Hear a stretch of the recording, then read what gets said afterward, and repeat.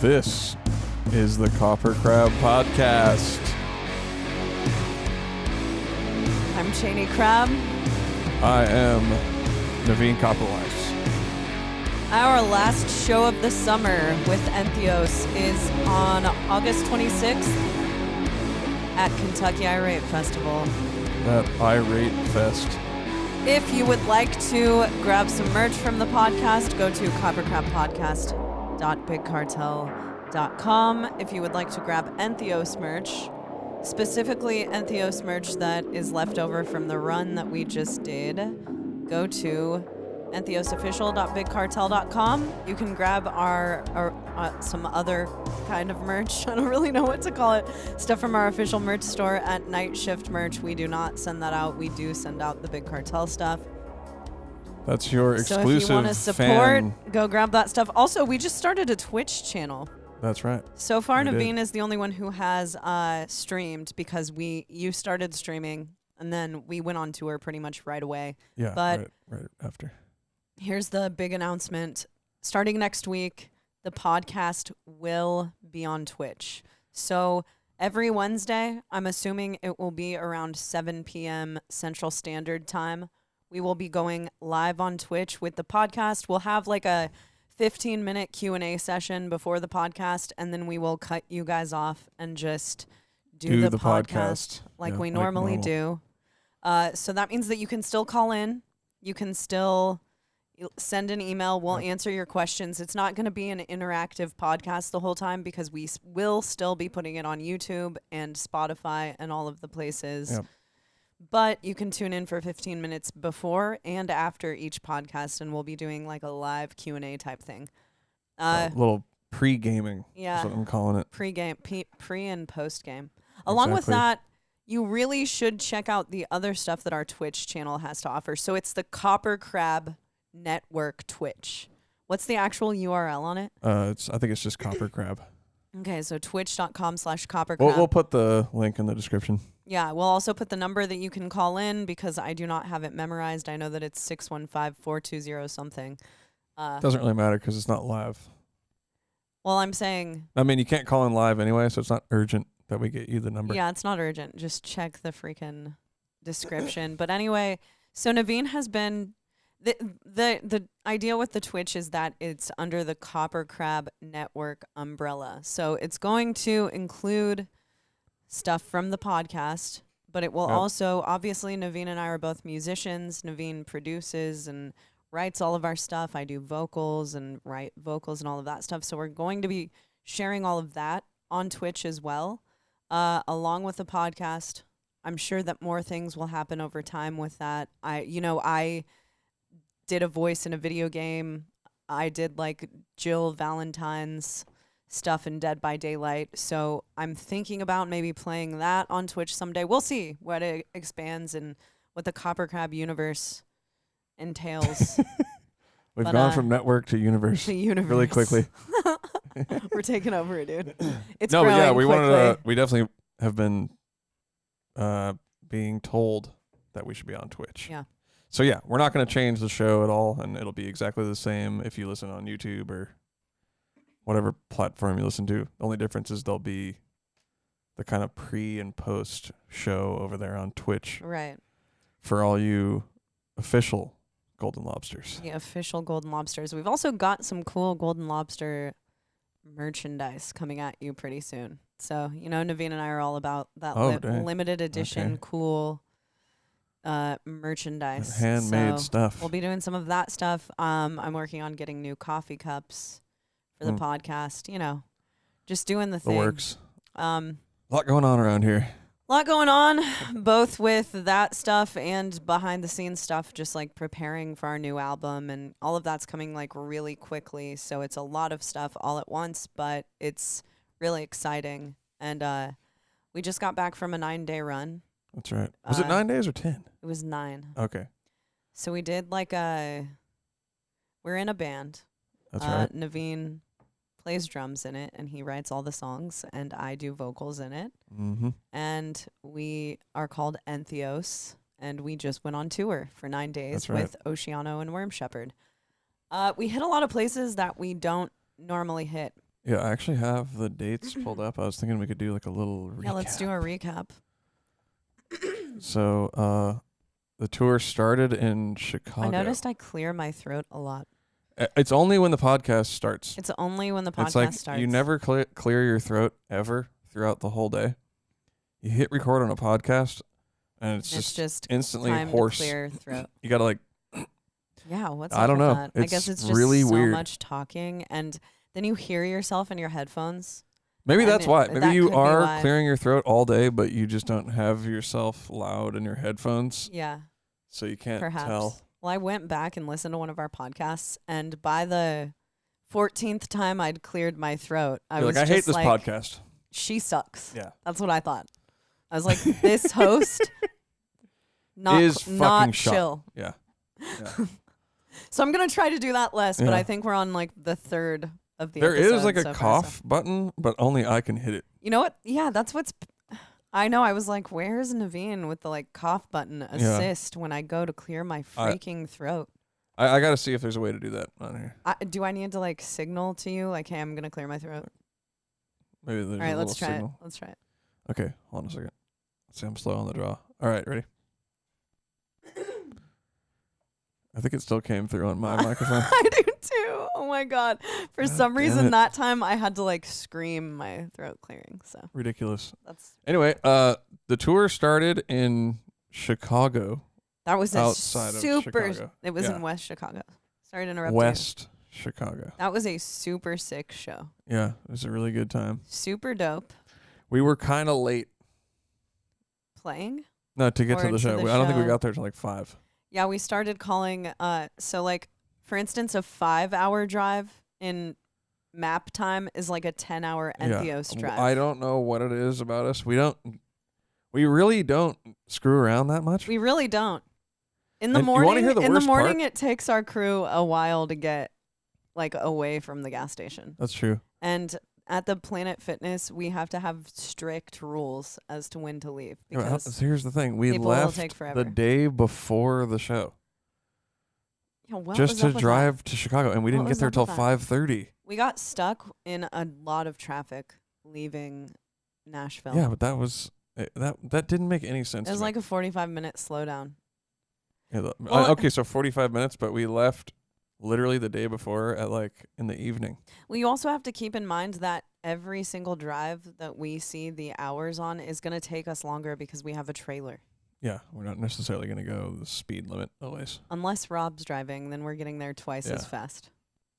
So anyway, we got there at like 5, and a few people on the tour said to me, "I'm glad you guys made it." Yeah.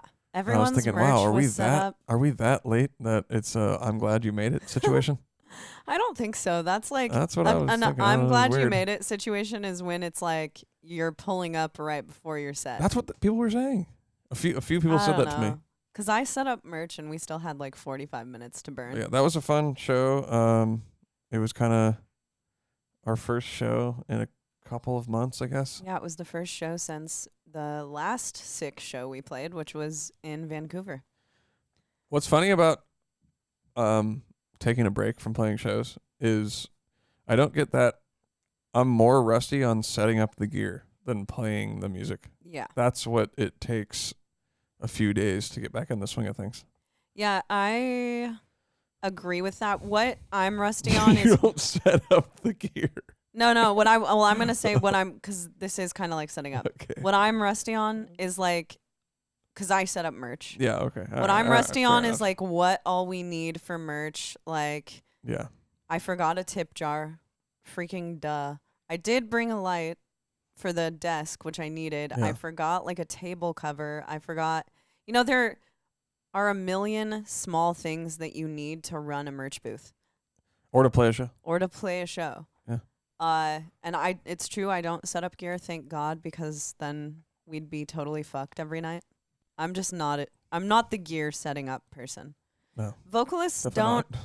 not. You know, we don't have to like everything that we deal with. You're like, hey, Naveen, where's my mic? Yeah. Right before we play. Yeah. Actually, it's not even like that. I literally- put your mic at the front of the stage, plugged Yeah, in. I literally walk on stage Yeah. and my microphone is there and waiting for me. What I do Have you ever have thought to keep about how that track mic of. gets there? Not once. I have no idea Wow. who does it. Wow. I figured Brian did it, honestly. But Oh God. or like even if I have like a platform that I step onto, someone else takes it up for me. The two things I do have to worry Vocalist about shit. are my receiver for my in-ears and That's true. my actual in-ears. And if I lost those two things, then we would be screwed. Yeah. So it's not a matter of me setting gear up. It's more of a matter of me just holding on to the gear I have. Well, that's good. But, you know, with merch, there are small things that I forget. Luckily, there are Walmarts all over the country. True. In Europe, it's a little more painful if you forget something. Yeah. Yep. That's very true. But yeah, that Chicago show is awesome. Yeah, it was a good time. There was a good turnout, and it sounded good and slamming and everything, and Yeah, it did sound slamming. just having a good time. And then the next day was Minneapolis. Wait, did anything specifically happen at the Chicago show? I don't know. I don't think so. I can't It's just think of kinda- anything. I think it was just. I did a one of the- shotgun of a White Claw after the set Oh, in really? the parking lot. Really? Yeah. I've got into doing shotguns. That's my new thing. We call them shotties. Shotties. Yeah. Which I cannot do. No. And there's videographic evidence. Yeah, I tried to put a video of us doing shotguns in my story, but I think I was the only one who successfully did the shotgun. Well, you're a shotgun king. It's a talent. It's a talent. Definitely a I think I'm talent. okay at it. I did one before we loaded in Albany, and I almost threw it up. That was the one I put in my story. Oh, nice. All So right, yeah, I did do a shotgun after the show, maybe 2 of them, something like that. So Chicago, So- cool show. Thumbs up all around. No complaints. Moving on. Moving on. Does this get more exciting? We're not really sure. I don't know. We're just recapping. Wait and see. Fuck it, man. We're just recapping the shows. What was the show the night? Oh, Minneapolis. So that was a great time, mainly because we went to that Polish deli. That place rules. And I didn't get to go because I was busy setting up merch. That's sad. I also there was I did bring you back food though. Yeah. There's a So- Polish deli in Minneapolis. I don't really know how to pronounce it. It's like Kramarzachuks or something like that. Yeah, it's Polish. And I don't know. it's absolutely insane. It's so good. So we had cabbage rolls and pierogies and sausages. Yeah, it's freaking crazy. That was delicious. So good. I make a damn good cabbage roll. I just want to throw that out there. And I also have made pierogies from scratch. Do you remember Oh, yeah, this? I do remember that. It was really good. Yeah, they're really good. I was truly impressed with Yeah. myself. And that was, of course, during the pandemic. Right. That's when we started making really fattening food. Dude, I made all kinds of good food. I was making breadsticks from scratch and Cheese, sauce. Yeah. Sauce gravy, for those of you who may be from the East Coast. Oh, It's yeah. marinara. Marinara. It's actually Yep. It was bomb. it's not marinara, but I make that from scratch. And I'm talking real scratch. I'm not talking freaking ragu. Okay. And No. I'm talking like when I make a pierogi, it's butter and flour and all of the stuff mixed together. Like I'm a real cook. Okay. There you go. Don't Fuck with me. her. Anyways, so Minneapolis. Okay, so there was an EDM show in Minneapolis, yeah. and I witnessed. Hold on. It's a venue that has like multiple rooms. Called Skyway Theater. Yeah. So we were in like the side room, and then in the main like big room, there was like a huge EDM show going on. There was a huge. I don't remember EDM show. what the guy was called. I can't remember either, but I did see like the opening DJ flip the fuck out on security for absolutely no reason. Wow. Because the DJ was running late. Oh. So he was freaking Got the it. fuck out. He had like girls with him, and he was like being a total asshole to security. He was for probably absolutely no trying to reason. look cool. Seemed like it. He had sunglasses on too inside, which is, There you go.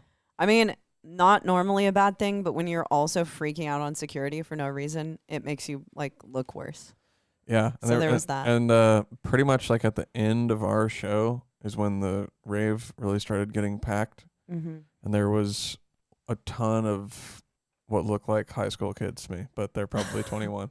I know. I was and, like, and girls with their butts hanging out. I could be all of your mothers. And the funny part about it was when our show let out, we had our show was upstairs and so was the rave. So there's like a ton of people coming up the stairs. So we had to take the elevators down, Mm-hmm. and the elevators were right by the entrance to the rave. And then there was like this shared hall between the two venues. So there was just tons of kids, presumably probably on drugs, like kind of floating around and being weird and being all dramatic. A couple of kids were over by the elevators having like a heart to heart. And what was funny was we had to weave in through them all with our gear. And there was only one elevator up and one down, and every band trying to load out. So it was like, it was like a level in a video game. Yeah. And there were, all the characters were like the NPCs. Yeah, it's like a metal video game, and you have to make your way through the dance club. It was like kind of like a moderate level, like a mid level. Yeah. Like, as it gets a little harder, and you're like, oh shit, I gotta weave all my stuff through these people. Right. And then they're all standing by the elevator, and I'm like, hey, could you hit down for me, like while you're over there? It was pretty funny. And so I would have stayed at the rave gladly, but we had a 9-hour overnight drive to Indianapolis. Right. Which was a good show. It was gearing up to be a good show. It was gearing up to be a really good show. Everything was looking good. And honestly, I'm saying this, I have love in my heart for the Emerson Theater, so don't take this the wrong way. And it's been completely updated. Emerson.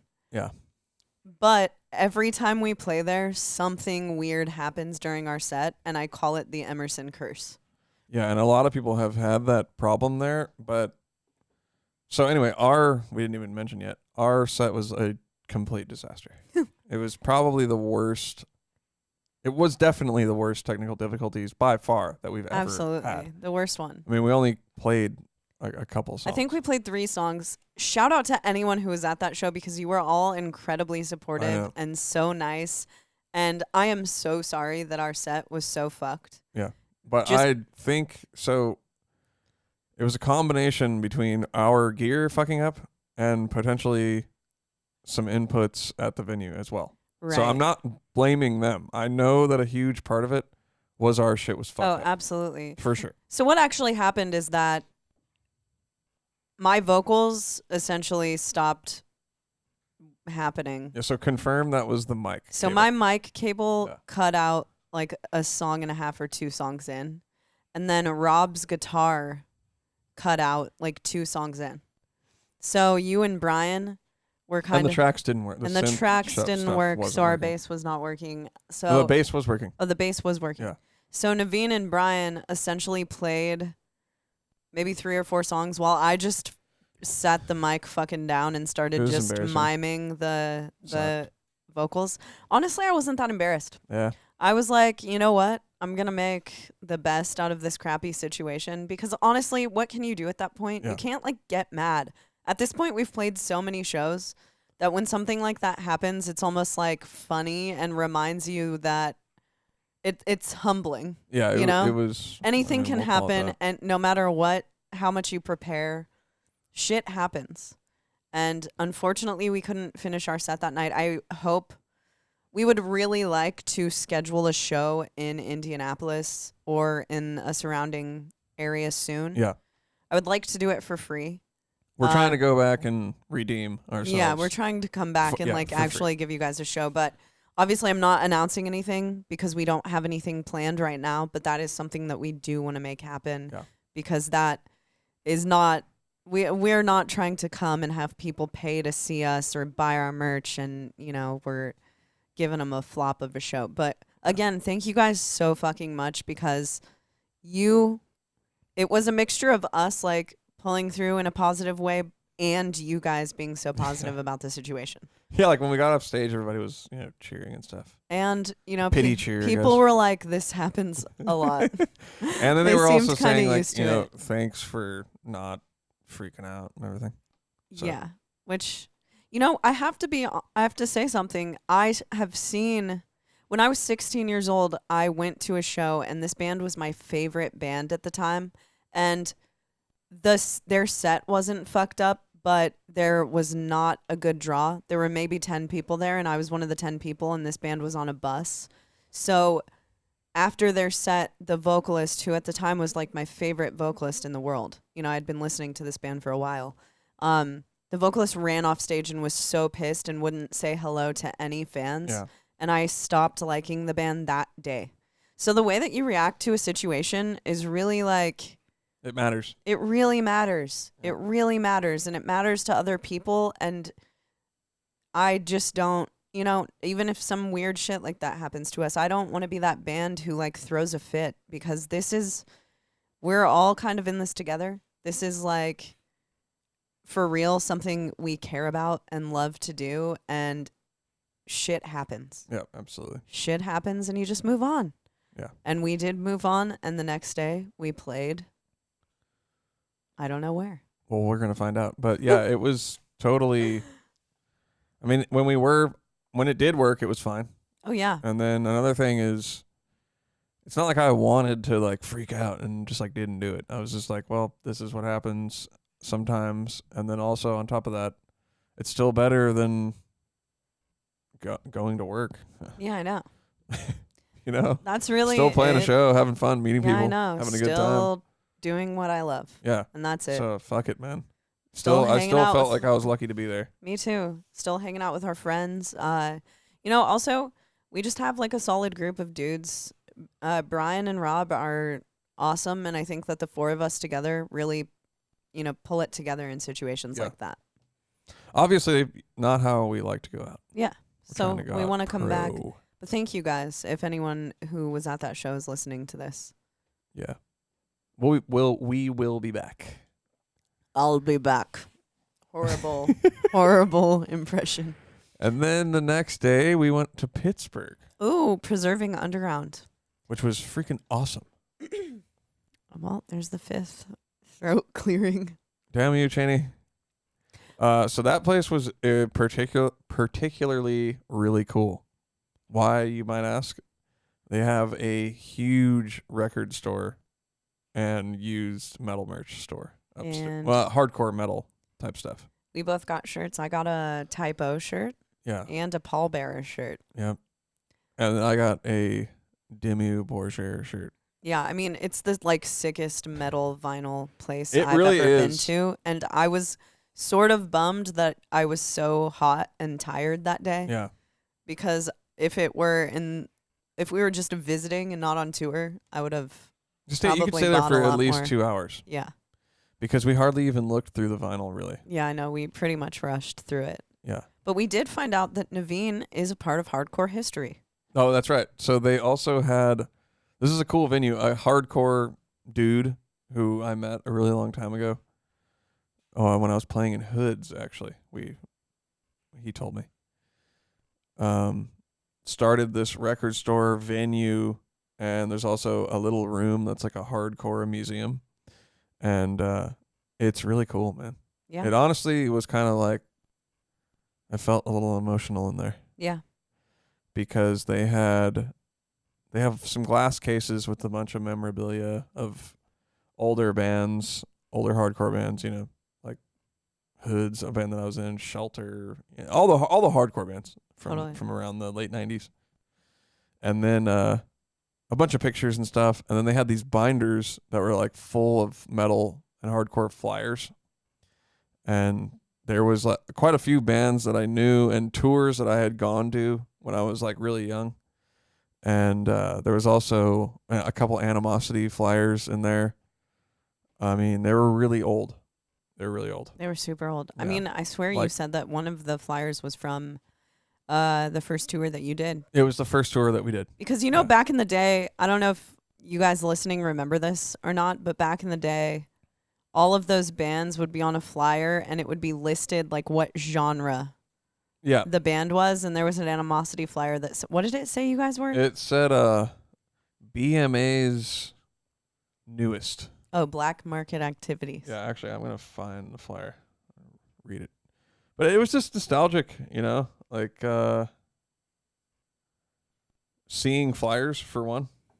Yeah, so this is the flyer. Here, I'll try to put it in. Now we only have ad mats. Into the Moat. Was Travis on that tour? No. Psyopus, I saw them. So that was the tour. It was Into the Moat headliner, and so this says Into the Moat, the techest of metal. So that's pretty funny. Wow. Then Psyopus, crazy technical grind. And what's funny is like this was before bands had quote unquote branding. Right. So it's not like they came up with this. Yeah, this no, is just the someone local else did. promoter was just like, I'm gonna put what I think this band sounds like. Yeah, And and it's the awesome. promoter in every city could choose a different sound. It was so cool. And the flyer, look at it. I mean, it's made in like, what's that? MS Paint or something. Yeah, dude, totally. And then Psyopus, crazy technical grind. Animosity, BMA's newest. As if anybody knows what that means. It took me a while. I was like, what the fuck is BMA? I actually had to tell you what it was. Oh, really? Yeah, Okay. you were like, "What the fuck is BMA?" And I was I like, was "That's trying to black figure it market out, yeah. activities." And then Summer's End. Whatever happened to black market activities? I really don't Maybe know. we should try to get Guy on the podcast. I'm sure he would do it. That would Yeah, be sick. I'm sure he would do it. That But would yeah, be really cool. I think he might have. I really don't know, but I feel like he just sold the catalog to Metal Blade to Metal Blade. because it was a subsidiary of Metal Blade. Right. And I have seen them, like, the Animosity videos are, or at least the videos that were released under BMA, are on Metal Blade's BMA. channel. I've never heard that before. I literally would never have. We just called it Black Market. Yeah, no one called it BMA. I don't remember that, except for that promoter. Yeah. Maybe it was a Pittsburgh thing. Bullshit music, indeed. Well, it's an A. Oh. Bullshit music also. So yeah, then Summer's End was the opening band on that tour, and they Really? were described as zombie influenced metal because they kind of did have an image, and it was like Nightmare Before Christmas kind of a look. Nightmare Before Christmas look? Yeah. Can we look them up? Sure. Yeah. Do you know any of them? No. I mean, I knew them when I was on tour with them, but Summer's End Band? yeah, let's see. Where were they from? I don't remember. Didn't keep in I know contact with that them. this sounds like full of myself, but I've heard of a lot of bands, and I've never heard of Summer's End. Oh, really? Never So heard of I'm them? sort of surprised. No. Summer's End. I mean, we Band. decided the other day that I'm sort of like an encyclopedia of... Encyclopedia Metallum, dude. They're on there. What? Encyclopedia Metallum will not let us on. And you know why? I wrote in, and apparently our former releases have been a little too prog for them. Yeah, And I kind of back that. They said maybe we can try again on this album, and I was like, well, there's like singing on this album. They're definitely not going to put us on Yeah, with but this it's one. a little more metal. It's It little, is the a album lot. It is a little lot more metal, actually. Yeah, it's more metal. So see, that's what they look like. See that? Yeah. Whoa. Zombie They're influenced metal. zombie influenced. I wouldn't So it necessarily looks say like that. But they made a I would say a horror. demo in 2007 Seems like they put out a single pretty and recently, then didn't do anything until 2016. and they could only muster up a song. Let's hear the song. Okay. Are we gonna get copywritten? They disbanded after their last show in 2008, but returned in 2009. There are a lot How of do you bands who hear have it? done You can't that. listen to it on here, right? Yeah, you gotta go to No. Spotify. The Funeral Pulse. Okay. I don't have Spotify open. Whack. I wonder how. I don't know if it's gonna be on Spotify. I would say I doubt it. Okay. I don't know though. You never know.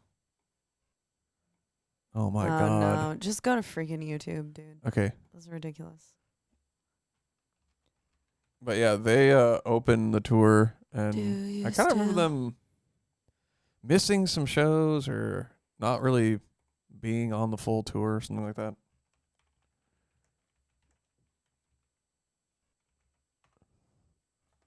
Let's see what we got. Oh, here we go. Okay. Is this what you want to see right So here? is it like the Misfits? We're about to 16 find out. years ago, they were on YouTube. What? Hold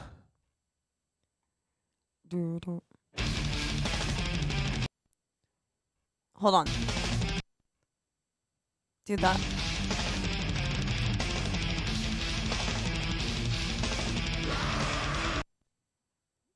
Okay. It was kind of like bleeding through type thing. Also like Avenged Sevenfold. Yeah. This riff sounds a lot like Avenged Sevenfold. It's a product of the times. Totally. Remember when every band sounded like this? Definitely.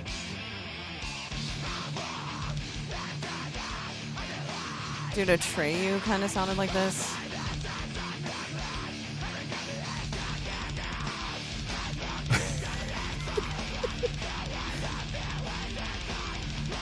I'm just laughing because I remember a time when like every band sounded like that. Dude, sometimes people like, it's mostly when we play, like some local bands will still have riffs like that.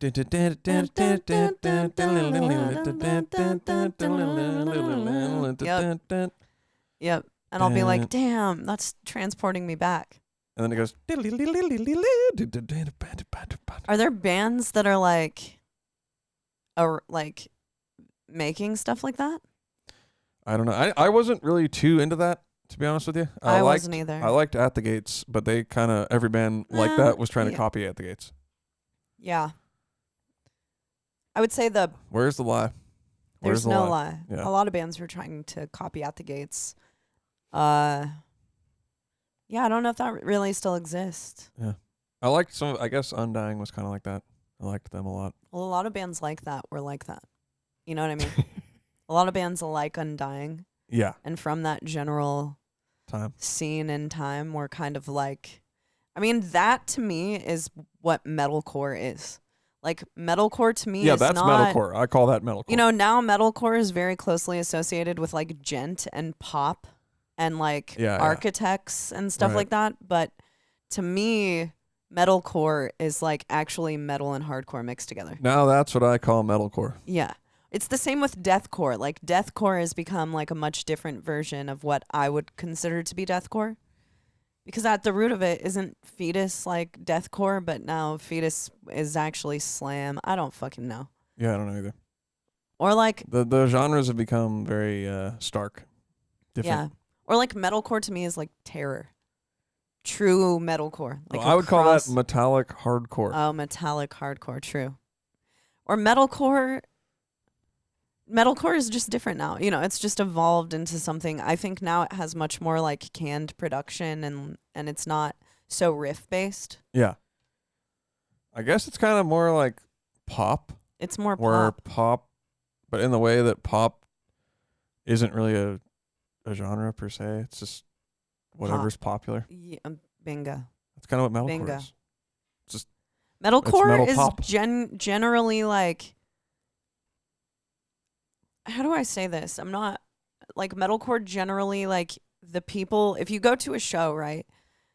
The people who are like dressing like the times generally play metalcore. Does that make sense? It's more trendy. Metalcore is a trendy thing. Yeah. And it changes a lot. Yeah. I would say that it ebbs and flows. That's what I'm saying. Like, look at pop from 2007. Yeah, look at totally. 1997. And I'm not saying this in a good or bad way. It's just an observation. Like, I just feel it is generally the more trendy thing. Dude, it's mall metal. Yeah. Yeah. Mall metal. Yeah. That's what metalcore is. For sure. All right. So the next day we played in. So the next day we went to Albany, New York. That was a fun show. And that was when you tried to do a shoddy and it failed miserably. It was not chill. No. It was funny though. And I have the video. Really fun show though. It Yeah. was a fun show. It was really good. What happened at that show? It rained a lot. It did. But what was fortunate was where we parked was down under like there's a parking structure over the venue. Yeah. So it started downpouring, but everything was covered. Right. And yeah, it was fun. It was in the basement, apparently, of a really nice venue. No way. Yeah. There was a venue upstairs? Yeah, it's like an opera venue. Oh, wow. Yeah. Well, the venue in the basement was really nice. Yeah, it was really cool. And it reminded me a lot of like a European venue. It did. That we would play. It just super clean. Concrete. Nice. Concrete. Underground. Chill.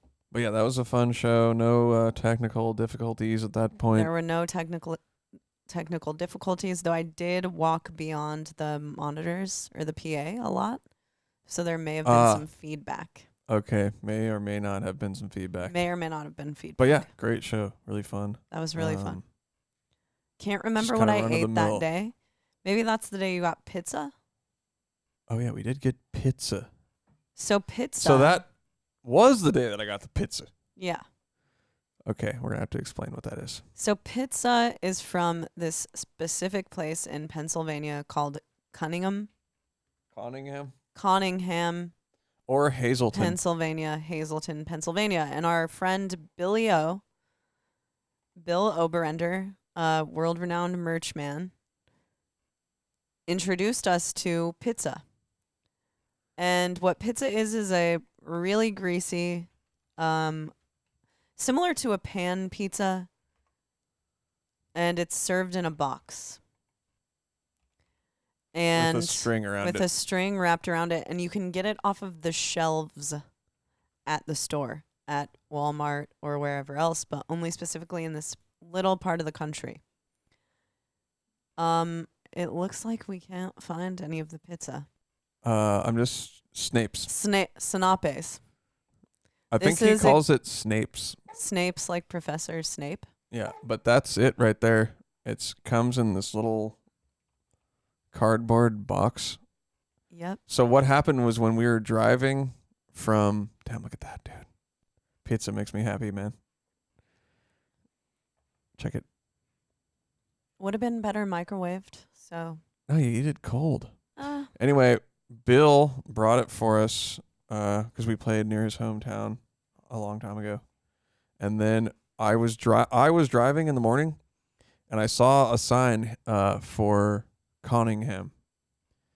And I was like, I'm going to get off and just see if I can find this pizza. And I went to the first grocery store right off the highway. And I walked into the bakery section. Sure enough, they had a huge stack of these. Damn. Yeah, and I bought two of them. Naveen bought two of them. And everyone crushed them. And it was really good. I had one slice. It was really good, and it was a really good time. And it was a really good time. So, and apparently that's the only place you can get it. Wow. I don't think it exists anywhere else. And it's called PITZA with a T. It is called PITZA. Which made me realize I need a pizza tattoo. Oh, no.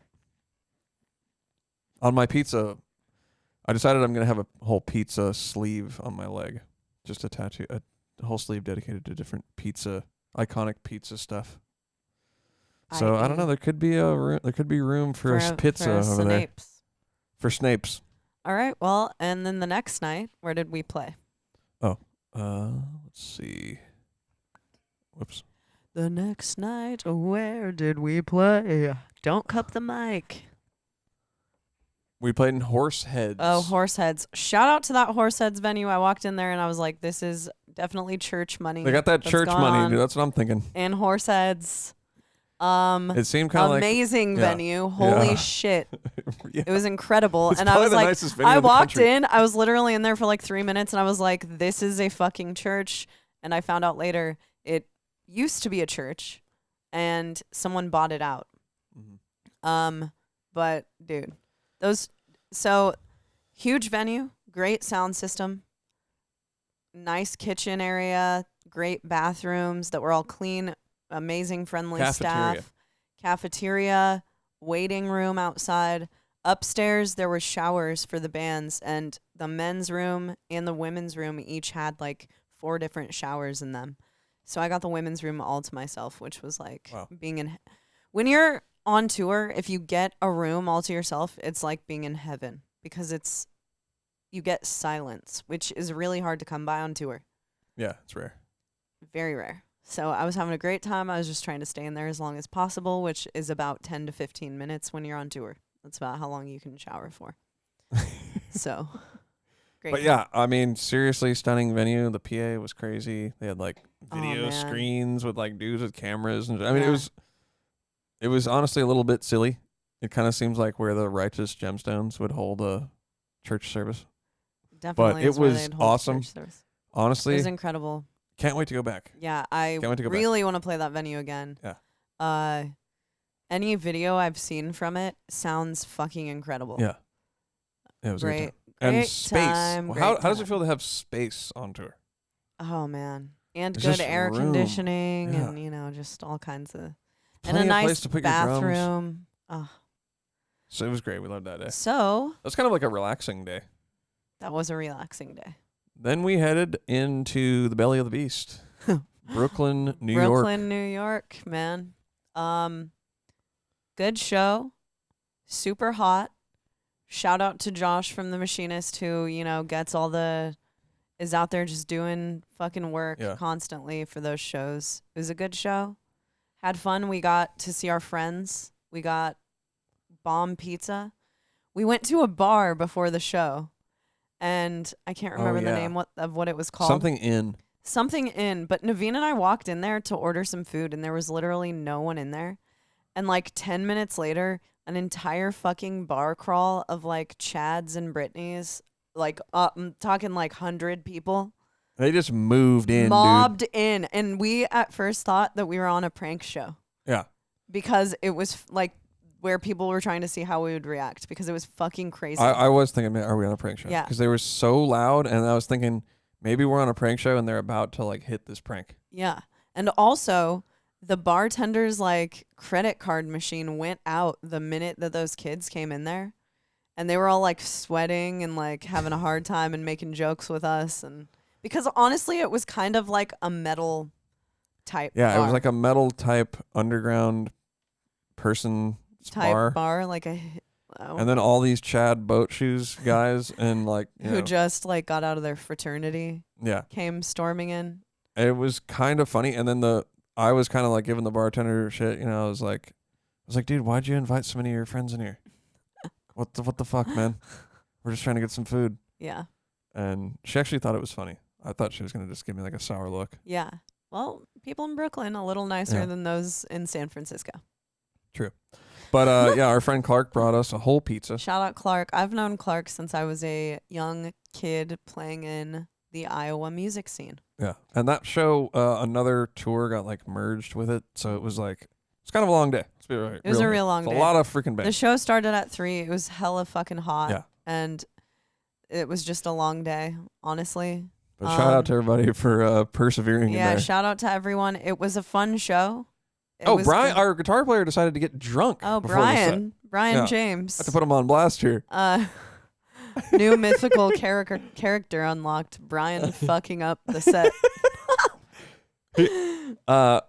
So very out of character. The guy is like super buttoned up, squared away type of a guy. Got like everything. Really? He drinks IPAs like every day. I know, but he has all of his gear. Everything always works. He's Brian's really real neat. on top of it. True. He's neat. His stuff's always put up. Like he's a clean guy. Yeah. He doesn't. I haven't seen him really drunk. No, I've only seen him kind of drunk. Anyway, he was setting up, and I looked at him, and he just had that like glazed over. Yeah, like he doesn't know who you are. Like, Brian is drunk right now. Yeah. Are you serious? That was pretty. And funny. then it was so chaotic on stage because there was all kinds of gear and like a million cables and stuff, and it took us a minute to get stuff working. Yeah. That probably wasn't his fault. Which was kind of the theme of tour. I don't know why this tour, like our rig just didn't work. It was just not. It kept working. taking us like way too long to set up. It sucked. That part of it's bummed me out. But anyway, we played. Brian wasn't. He's really sick. Brian is one of really the cleanest guitar players I've ever seen or heard live. And he wasn't really that clean that drunk night. Byron was still pretty sick. Drunk Byron. Drunk Byron. And then, so I was kind of just like, all right, whatever. It's all good. Yeah, it was chill. The load off was like a little weird. He was kind of just like wandering around a little bit. And then Brian, I was like, is Brian like dead or has he gone missing in Brooklyn? But he was just in the van. Oh, he was just like sleeping. He just excused himself. Like, yeah, it was fine. I'm all for that kind of drunk person. Yeah, it was fine. That excuses themselves. So that was. And I was like, Brooklyn. Brian is freaking drunk right now. But you know what? We were in the Brooklyn traffic jam after the show, and no one got mad. We were just eating pizza and having fun. No, we were having a great time. It was all good, man. No problem. The next night. I just told him the next day. I was like, you were drunk, and listen here. It was whatever. You weren't as good as you normally are. That's what I said. That is true. That's what I said. Brian fucking rips. Yeah. like It was like rips. you weren't as tight as you don't. He wasn't doing all of his whambles and stuff. So But it was still fun. It's still a great time. Still and great. I don't think it was. And we've seen some videos from the show. It was fun. true. Because the next day, Brian was like, I don't know. I'm seeing some videos. It seems all right to Yeah. me. And then Columbus. Columbus the was last fun. show. That was awesome. It was a really good time. That was a great last show. There was bomb barbecue. Yep. Good beer deals. You know, I love me a beer deal. Just hanging out. The thing about tour is that 9 days in is about when you start hanging out with all of the other bands. So we were really like bonding that day, and you know, it's just as the bonding started, we all were saying goodbye. Yeah, it was kind of weird. Yeah. Kind of weird. Yeah. And now that we're home, I feel like we didn't even go on any tour. Me too. I feel like that was maybe like a weekend run. Yeah, and when I got home, I was like, well, that's a work day. Yeah, that's how I felt. And then Cheney did something, another mythical character unlocked, driving Cheney. Driving Cheney.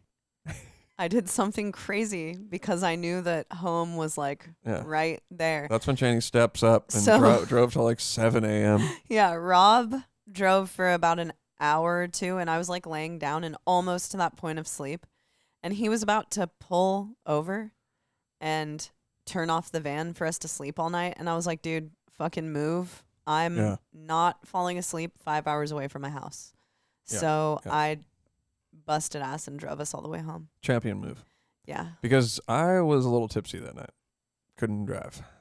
Yeah, I honestly I didn't really drink that. May or fast. may not have done a shoddy. Damn, he did a shoddy. I'm going with may have. And may or may not have bought a bunch of drinks at the bar. Yeah. But yeah, the show was really good. I really like that venue. Those type of Me venues. too. They're like it's a dive bar, but it's like a nice dive bar. Yeah. You know. It And was then fun. I don't know if dive bar is a derogatory thing to say or not. It's not quite a dive bar. It's like nicer than It's a just- dive. When I say dive, I mean it's got like it's just like a bar. It's got the feeling of you're in a bar. Yeah, but there's a It's stage. it's not exactly like a venue. Totally. You know what I mean? I loved that place. It was so Yeah. awesome. And then everyone there was really cool. Yeah. And it's pretty close to where we live. And I feel like a lot of people were there to see us. You know, there was some tech metal shirt people and stuff. Yeah. Anytime So- I saw someone, because this was kind of more on the deathcore side of tour, which Yeah. is cool. I love that about our band, that we can tour with all kinds of different bands. Yep. But anytime I saw like a Revocation shirt or a Zenith Passage shirt, I was They were like, like- okay, I know this person's probably here to see us. Yeah. And I was right, generally. Yeah. Which is cool. But it was awesome to meet new people, to, you know, go to places that we, like I said, never go. I don't think we've ever played Albany. We've for sure never played Horseheads. Yeah, I'm down for Horseheads. Let's I go, love dude. Horseheads. And you know, this is something that is really cool that moving to the middle of the country has opened up for us. It's not easy to go to a million small towns when you're in California. Like if we lived in Santa Cruz still this run, we wouldn't have done it. We wouldn't have done it. And that's the same for more things that we're going to announce. It's like being in the middle of the country has given us this opportunity to do 9-day runs. Yeah. Whereas if you're doing a 9-day run in California, where are you hitting? California and Portland? Pretty much. You know, you're not. You can kind of go down to Arizona. Yeah, but you But can't it's pretty get far away from everywhere. Midwest, East Coast even. Right. Like before we knew it, we were in freaking New York. Yeah, I mean, when we got home, I was like, wow, we were in New York City 2 days ago. Yeah. It's bizarre. Touring is bizarre. It's really weird. Moving from town to town that quickly is super bizarre. Yeah, I was kind of bummed we didn't have a whole lot of time in Brooklyn. I mean, I pretty much just went to the show. That was like it.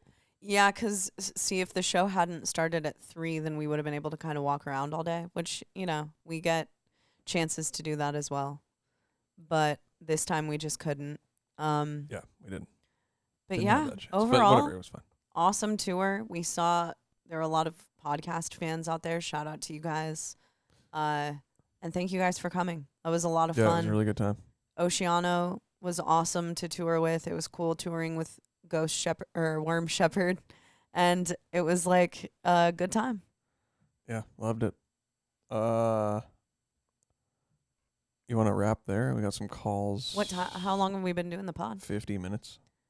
let's go with some calls. All right, we got a couple of calls. Yeah. That we had previously. I don't think we got to. So I'm just gonna let it rip. Here we go. All right. As it's Aaron from both doing well. On a Mark Lewis episode, you were recording. Yep. Fucking classic, dude. I literally sat here before the show And it worked. and listened to both of the calls. Oh, Jesus. So here, I'm gonna try it again. As it's Aaron from North Carolina again. Hope you're both doing well. On a Mark Lewis episode, you were talking about recording the sound. All right, man. Fuck it, dude. Try push and play. It's just not gonna work. Here, I'll do it off my phone. There we go. Technology, why do you hate me? Is it because of the Emerson Curse? Yeah, pretty much. The Emerson Curse is The curse of the Emerson Theater. Here we go. Bop. Pretty good pivot, though, don't you think? As it's Aaron from North Carolina again. Hope you're both doing well. For the third on a time. Mark Lewis Again. episode, you were talking about recording that sound like a band versus ones that sound overproduced. I was wondering, in your guys' opinion, what can someone do to make recording sound more like a band? Is it as simple as just everyone practice their asses off to like meticulously to like a click track and so on? So then when you're tracking, you know, everything's like really well played, so then you can get away with as little editing as possible. I don't know. I'm just spitballing here. I said you're spitballing there. My bad. Yeah, just like as specific as possible you can get about this, because I mean I'm a bedroom producer. I'm always like curious how to up my game about that kind of stuff. So yeah, thanks. Cool. Thanks for calling in, Aaron. All right. Yeah. So I would say, Take it away, Naveen. I think what we meant there is more so when you're a producer, right? And you found, let's say, a set of drum samples that work really well, guitar presets that work really well for you. And you put every band through your machine, essentially. Right. And they start all coming out the same. What we were talking about is more so you key into what the band is doing and you try to bring elements of them out Right. more. So let's say the drummer has a certain style. His snare is tuned a certain way, right? Well, I'm not going to want to go in there and just replace that with my sample because he's got an original sounding snare. So let's like make some samples of his snare. Let's do it acoustic, blah, blah, blah. So I think what we really meant was keeping the characteristics that the people come in with and just enhancing those as much as you can. And that mixes with your style. Yeah. And I also think that, you know, the more prevalent that things like YouTube, like tutorials and lessons, and I'm you know, speaking with vocals, there are a lot of like YouTube lessons on how to do vocals properly and how to make this sound and that sound, and there's like a homogenization that happens when everyone does the same thing and learns from the same source. And I think it's important to also like kind of think outside of the box a little. Like you don't have to, it's cool what one drummer or one vocalist is doing and that's the popular thing to do right now. But what I think is super cool is incorporating all of those things into like a toolbox for yourself and spinning that and finding your own voice within things. And that's a part of what makes a band a band. And in what Naveen's talking about with producing, to me, that's what makes a really good producer, is when a producer can notice those things about a band. What makes this band, and pulls those things out and accentuates those and highlights those things and doesn't let that get lost in the like production and engineering process. So when things are canned, what we mean by canned is what Naveen is saying. Like, think of, you know, when you're getting a canned product, everything is exactly the same. It's run through the same processor. Mm-hmm. It's the same ounces of green beans or whatever. When bands start sounding like that, that's when they lose their band quality. And that's why so many bands sound exactly the same. Like, there's so many bands out there that you could play to me back to back to back. And just because of the nature of the production process, I couldn't tell any of them apart. Right. And to me, it's really cool when you like you're saying, there are drummers who tune their snares different ways. You know, you tend to have a more like pingy, high-pitched snare.